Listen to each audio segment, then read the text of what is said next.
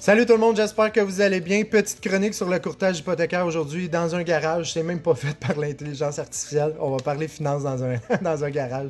Let's go. Comment ça fonctionne le refinancement hypothécaire? Bon, qu'on soit courtier hypothécaire ou une banque, on ne peut pas refinancer plus que 80% d'une propriété. Ça, c'est super important et c'est un chiffre à se rappeler.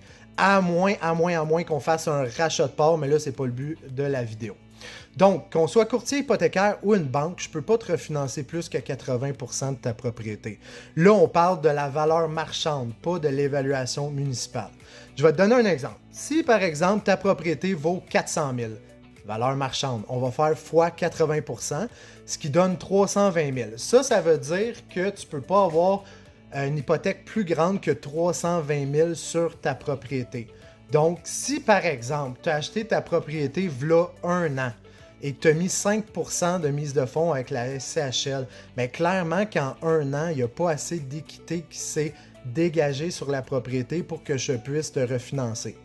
Par contre, je vais te donner un autre exemple. S'il y a 3 ans, tu t'es acheté une propriété avec 20% de mise de fonds, bien là, clairement qu'il y a assez d'équité pour que je puisse te refinancer à 80%. Puis avec cette équité-là, tu peux dans le fond payer tes dettes à haut taux d'intérêt, comme les cartes de crédit, les marges, les prêts comme Fairstone, Easy Financière, tout ça. Tu peux également utiliser l'équité pour investir dans des CELI, dans des REER et également faire des rénovations sur ta propriété. Donc, c'est super important de se rappeler ça.